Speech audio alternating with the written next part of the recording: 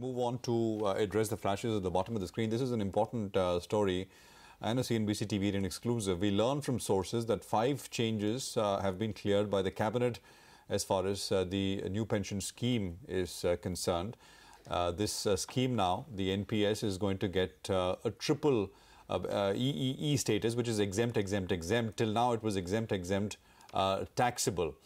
Sapna Das, who's picking this up, is joining us on the phone line with all of these details in terms of the changes being proposed. Sapna, over to you. Hi, Prashant. So we are given to understand that more or less this is what the modified scheme may look like.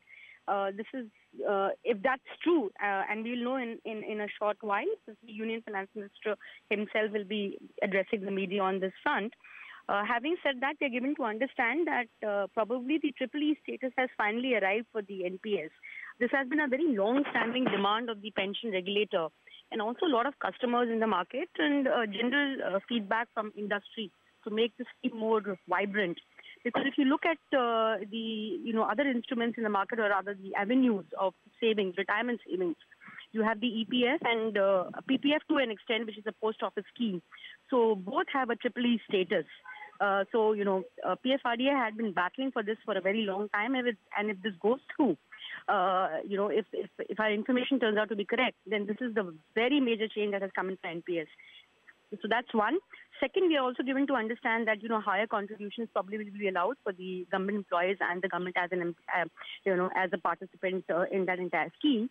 Third, we are given to understand that also the additional investments that are done under NPS as Tier 2, that will also qualify for the ATC limit. There's a tax deduction limit available up to 1.5 lakh rupees annually. So the second leg of the investments will now qualify for that tax benefit also. That again is very, very important.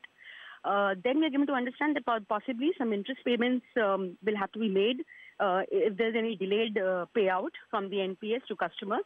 So that's very customer friendly. Last but not the least, also in terms of the government, the government corpus, in the sense the government employees who are under NPS, they did not have that flexibility in terms of choosing their investment options. For example, a healthy mix of debt equity or only equity. Probably that was not really very flexible.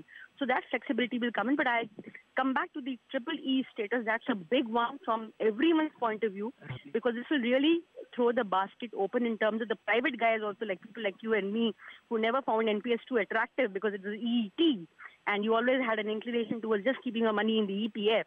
I think that really throws up a very big option now.